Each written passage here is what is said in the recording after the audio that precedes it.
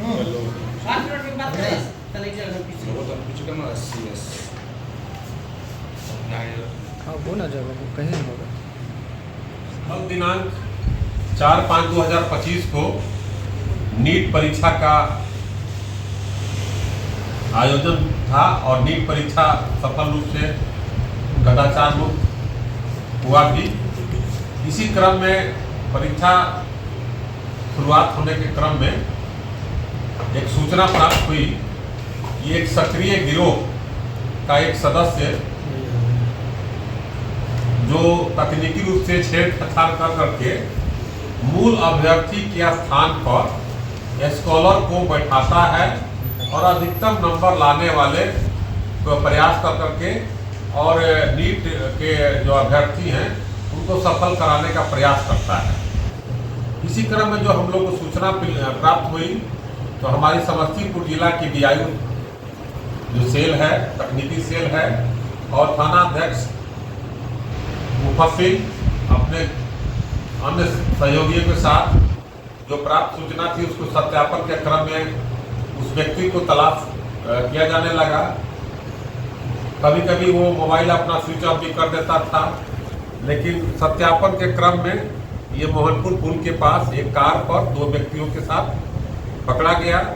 पकड़ाए जाने के बाद उनके मोबाइल का और सर्च किया गया और उनसे जब पूछताछ की गई तो मोबाइल में जो ऑडियो और जो चैटिंग किया हुआ था और प्लस जो मूल अभ्यर्थी थे उन लोगों का एडमिट कार्ड का फोटोकॉपी उसमें प्राप्त हुआ और कुछ मनी का भी ट्रांजैक्शन उसमें प्राप्त हुआ।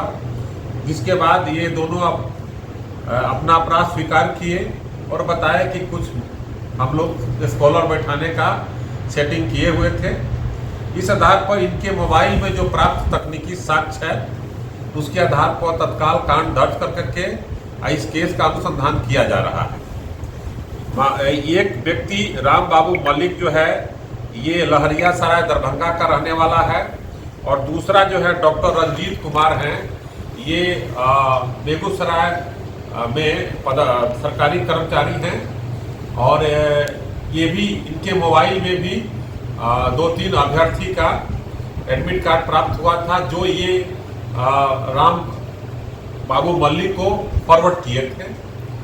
और राम बाबू मल्लिक के आगे भी जो गिरोह का जो मेन आदमी है उसके बारे में भी साक्ष्य मिला है और इस साक्ष्य के आधार पर कांड दर्ज कर करके अनुसंधान किया जा रहा है। इस प्रकार हमारी तकनीकी सेल और थाना अध्यक्ष मुफस्सिल के द्वारा तत्काल करके इस गिरोह को पकड़ा गया है। मूल बात यह है कि जो मूल अभ्यर्थी हैं इस कांड के अनुसंधान के दौरान देखा जाएगा कि मूल अभ्यर्थी जो परीक्षा दिए हैं वो परीक्षा सही रूप से दिए हैं या उनके जगह पर कोई स्कॉलर बैठा है, ये चिन्हित कर करके जो संबंधित विभाग है उनको पत्राचार किया जाएगा।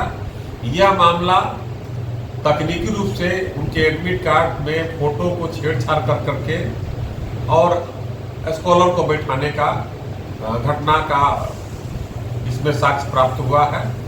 तो इसके आधार पर हम लोग कांड दर्ज किया गया। एक सराहनीय प्रयास है। मूल अभ्यर्थी से बातचीत की गई है। मूल अभ्यर्थी से का एडमिट कार्ड है और ये टीम ऐसे काम करती थी कि जो जैसे डॉक्टर हैं ये 3-4 कैंडिडेट को राम बाबू को दिए हैं, राम बाबू जो है आगे का फॉरवर्ड किया है तो हमको लिंकेज मिला हुआ है और लिंकेज मिला के कि पूरे गिरोह को इस कांड दर्ज होने के बाद अनुसंधान किया जाएगा और इनके मोबाइल को भी हम लोग तकनीकी रूप से जो अन्य साक्ष्य मिलेंगे उसके आधार पर आगे इतना सफल नहीं हो पाए हैं, सफल हुए हैं या असफल हुए हैं ये तो जांच का विषय है।